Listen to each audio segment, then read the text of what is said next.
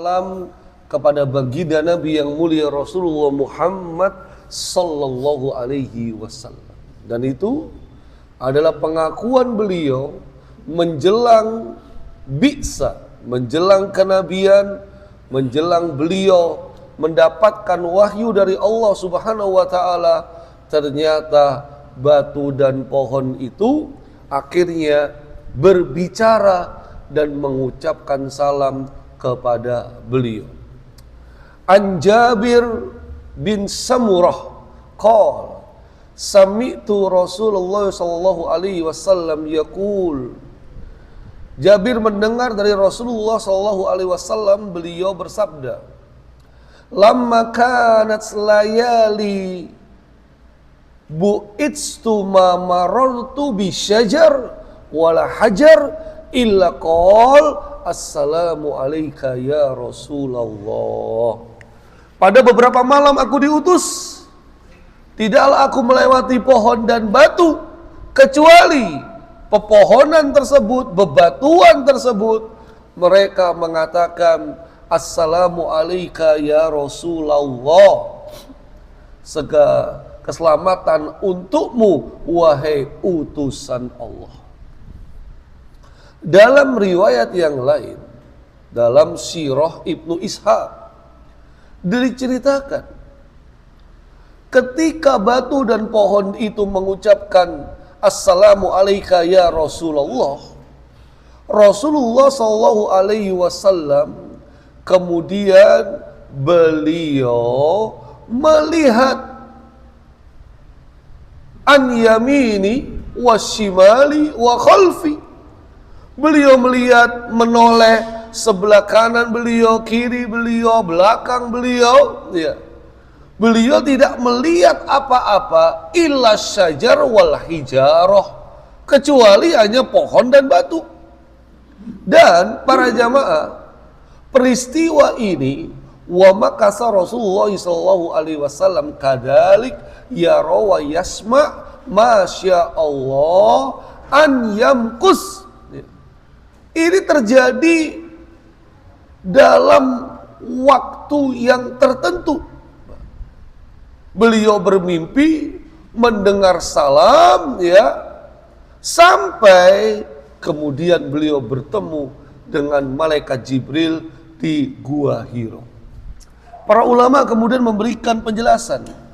Inilah yang namanya irhas. Irhas, para jamaah. Irhas ini mirip dengan mukjizat. Bedanya adalah mukjizat itu kejadiannya setelah kenabian. Tapi sebelum kenabian namanya adalah irhas. Jadi sebuah keajaiban, sebuah peristiwa yang di luar logika manusia, sebuah peristiwa menakjubkan yang untuk melegitimasi bahwa sosok tersebut memang utusan Allah. Sebelum diutus jadi nabi namanya adalah irhas, tapi untuk sudah menjadi nabi namanya adalah mukjizat. Maka mukjizat itu untuk nabi dan rasul, irhas untuk calon nabi dan rasul. Bahkan sepanjang perjalanan sirah nabawiyah sampai saat ini kita sudah melihat berbagai macam irhas. Mulai dari kelahiran beliau yang membuat api para majusi itu padam ketika kelahiran beliau. Balkon-balkon istana Kisra Persia runtuh dengan kelahiran beliau. Dan gereja Buhaira itu pun sebagiannya juga runtuh dengan kelahiran Rasulullah SAW di 12 Rabiul Awal. Bagaimana Ibunda Halimah yang hidupnya berubah ketika menyusui bayi Rasulullah SAW. Bagaimana peristiwa pembelahan dada. Bagaimana peristiwa ketika beliau dinaungi awan, para jamaah. Inilah semua yang namanya irhas, para jemaah. Irhas, ya. Sehingga jemaah yang dimuliakan oleh Allah Subhanahu wa taala, ya, jangan mau kalah Kalau batu saja bersolawat kepada Nabi, pohon saja bersolawat kepada Nabi Sallallahu Alaihi Wasallam. Sebuah makhluk yang mungkin kita anggap mati, mereka mengucapkan salam dan solawat kepada Rasulullah Sallallahu Alaihi Wasallam. Kita jangan sampai kalah. Tapi ingat, ya, mengucapkan salam dan solawat itu bisa secara langsung dan bisa secara tidak langsung. Masalahnya para jamaah, kalau secara langsung Rasulullah sudah wafat, lantas bagaimana kita mengucapkan solawat kepada baginda Nabi yang mulia Rasulullah Sallallahu Alaihi Wasallam? Mudah para jamaah. Gimana caranya? Kita tinggal mendatangi makam Nabi yang mulia Sallallahu Alaihi Wasallam. Datang ke Masjid Nabawi, ucapkan salam langsung di samping atau di sisi makam Rasul Sallallahu Alaihi Wasallam. Ya. Memang dibutuhkan satu pengorbanan, harta, kekuatan fisik dan lain sebagainya. Dan hari ini untuk mengucapkan salam ke Masjid Nabawi itu dipermudah. Kalau dahulu harus rebutan sampai saf depan, selesai sholat baru kemudian belok kiri. Sekarang ada pintu khusus yang dibuka. Jadi setiap kali kita ke Masjid Nabawi bisa mampir berziarah dulu, lewat saja para jamaah. Ya.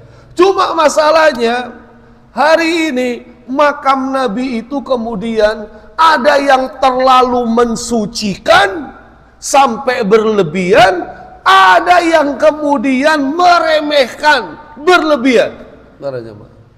Mulai kita melihat ketika makam Rasul Sallallahu Alaihi Wasallam yang berlebihan sampai kemudian berebutan mengusap-usap tembok dindingnya, tapi nggak mungkin karena ada askar yang menjaga. Atau sebaliknya, di makam Nabi, di makam Rasul, dia malah asik selfie para jamaah.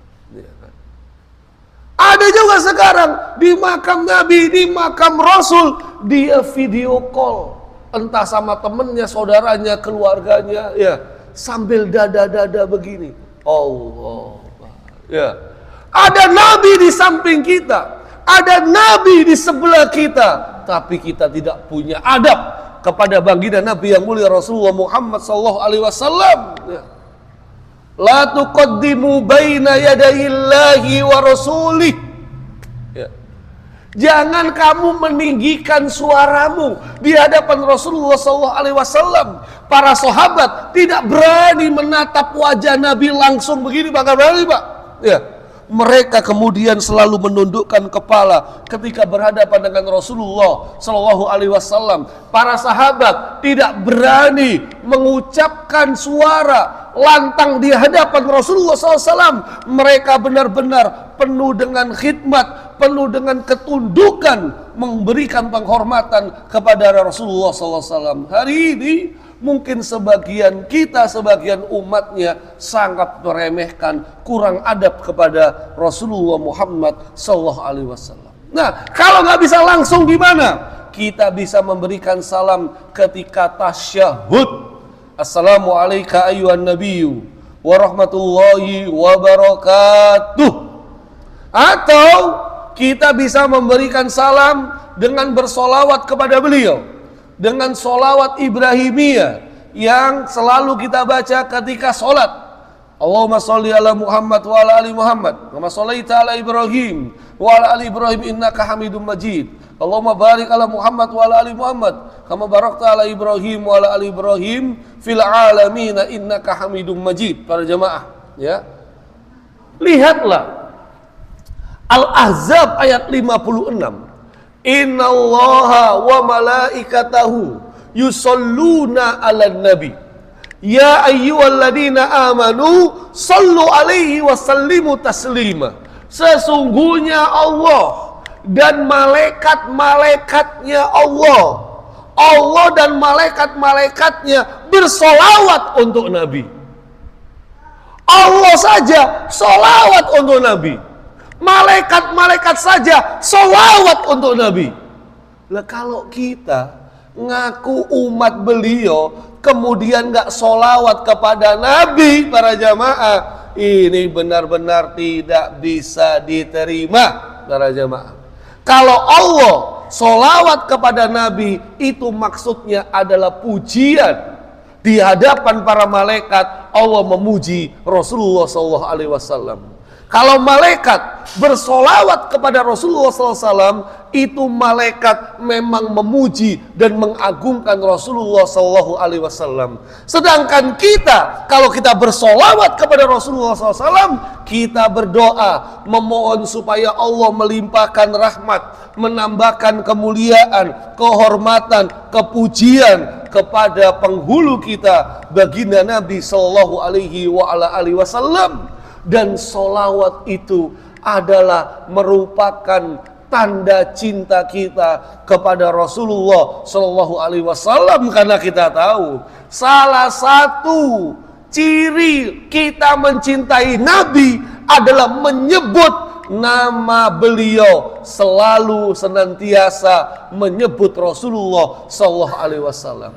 Kurang apalagi ayat itu, Al-Ahzab 56, para jamaah, yang selalu dibaca oleh khotib, atau hadis-hadis ini rawahu Muslim wa Ahmad, rawahu Nasai, rawahu Tirmidzi. Rasulullah SAW beliau bersabda, man shalla alayya wahidah sallallahu alaihi asyra. Siapa yang solawat kepadaku sekali, Allah akan bersolawat kepadanya 10 kali.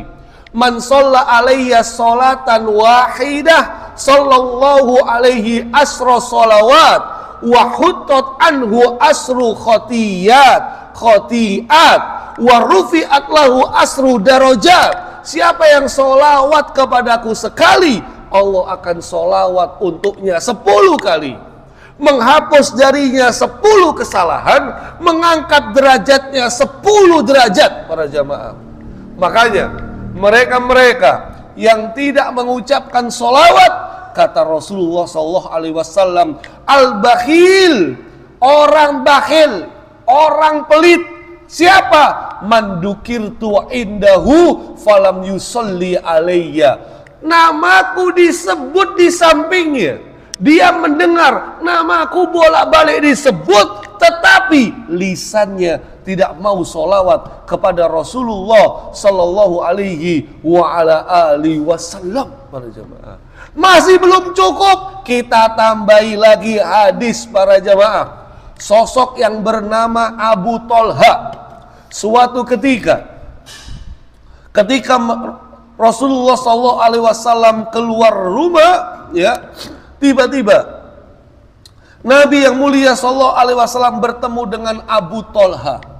Dan Abu Thalha pun menyalami Rasulullah Sallallahu Alaihi Wasallam sambil Abu Thalha berkata, ya bi abi anta wa ummi ya Rasulullah, demi ayah ibuku ya Rasul, ya, aku rela menjadi tebusanmu. Kenapa? Kata Abu Thalha, ini li'ara as-surur fi wajhik. Aku melihat wajahmu ini penuh dengan kegembiraan.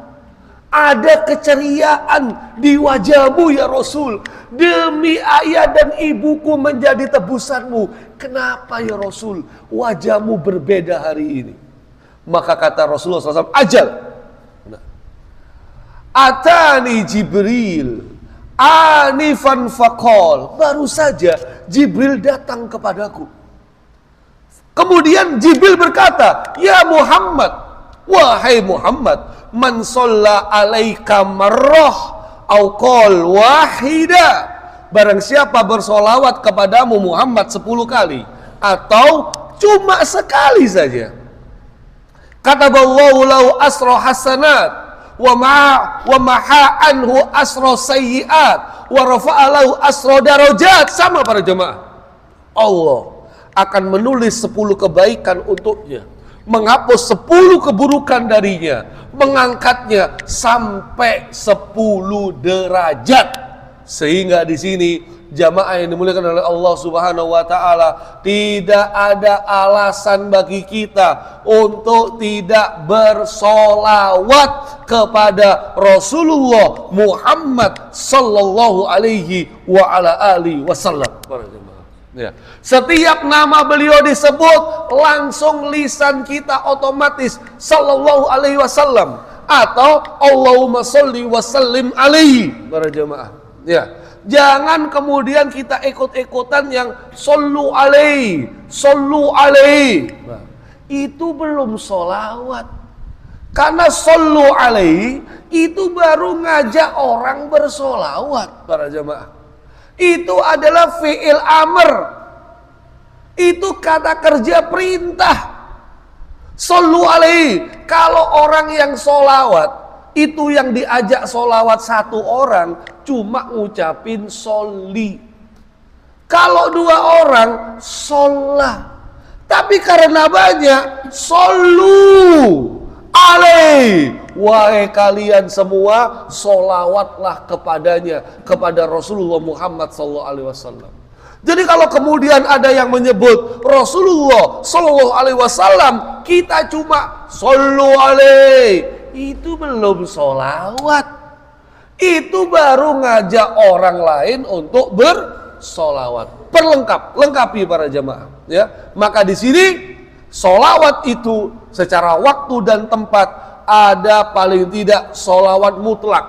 Kapan saja, di mana saja, nggak usah dibatasi. Pokoknya bersolawat saja.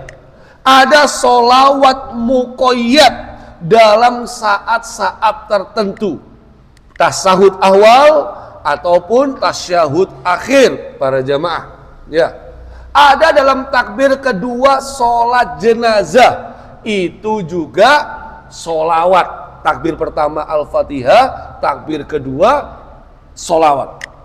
Atau pagi dan sore hari, para jamaah, ini juga ada sholawat. Sebentar, belum. Saat selesai azan, para jamaah, idza sami'tum al-mu'adzin faqulu mitsla ma yaqul tsumma shollu alayya. Apabila mendengar muadzin, jawab azannya, kemudian solawat untukku. Jadi sebelum membaca doa setelah adzan, Allahumma rabb hadhihi da'wati tammah, sebelum baca doa itu solawat dulu. Atau para jamaah, inna min afdoli ayyamikum yaumal jumu'ah, hari Jumat, fa'aksiru alayya minas sholah. Hari Jumat perbanyak kalian membaca sholawat untukku. Atau para jamaah, di pagi dan sore hari ini, para jamaah, ini juga ada tuntunan sholawat. Nabi yang mulia SAW menyatakan, man sholla alayya hina yusbihu asroh wa hina yumsi asron adarokatsu syafaati. Siapa yang sholawat untukku pagi hari 10, sore hari 10, maka berhak mendapatkan syafaatku pada hari kiamat kelak. Atau lagi para jamaah, dalam majelis-majelis ini, majalasa qaumun majlisan lam yazkurullaha fi wa lam yusallu ala nabiyihim. Kalau ada sekelompok kaum duduk-duduk di majelis ilmu seperti ini, tidak mengingat Allah, tidak memberi solawat kepada Rasulullah SAW, illa kana alaihim tirah, itu akan menjadi bahan penyesalan baginya. Maka jangan sampai majelis kita tidak menyebut Allah atau tidak menyebut Rasulullah SAW. Saat masuk dan keluar masjid, sebelum Allahumma ftahli abwaba rahmatik, para jamaah, hendaknya baca solawat dulu kepada Rasulullah Sallallahu Alaihi Wasallam. Bismillah, alhamdulillah, wassalatu wassalamu ala Rasulillah, Allahumma ftahli abwaaba rahmatik. Termasuk ketika keluar, saat berdoa, ini juga para jamaah, inna du'a mauquf bainas sama'i wal ard. Doa itu tergantung antara langit dan bumi. La yas'adu minhu syai'. Nggak bisa naik doa yang kita panjatkan hatta tusolli ala nabiyyika sallallahu alaihi wasallam, sampai doa itu dibacakan solawat untuk Rasulullah sallallahu alaihi wa ala alihi wasallam. Maka sebelum berdoa, bismillah, alhamdulillah, Allahumma sholli ala Muhammad wa ala ali Muhammad. Intinya para jamaah, perbanyak solawat. Memang tradisi kita, kebiasaan kita, solawat tidak kita jadikan ritual. Kita tidak mengarang-arang solawat-solawat yang banyak. Tapi bukan berarti kita tidak solawat. Ya, kita tetap solawat. Kita hanya bersolawat dengan solawat-solawat yang maksur, yang ada dari Rasulullah Sallallahu Alaihi Wasallam, minimal Sallallahu Alaihi Wasallam, Allahumma sholli wa sallim alaihi, atau solawat Ibrahimiyah. Mudah-mudahan dengan solawat itu kita semua yang hadir insya Allah mendapatkan syafaat Rasul pada hari kiamat kelak. Dari sini akhirnya tibalah saatnya Rasulullah mendapatkan wahyu Allah. Gimana kelanjutannya? Nantikan episode selanjutnya insya Allah. Nasrun minallah wa fathun qarib wa basyiril mu'minin walafu minkum. Assalamualaikum warahmatullahi wabarakatuh.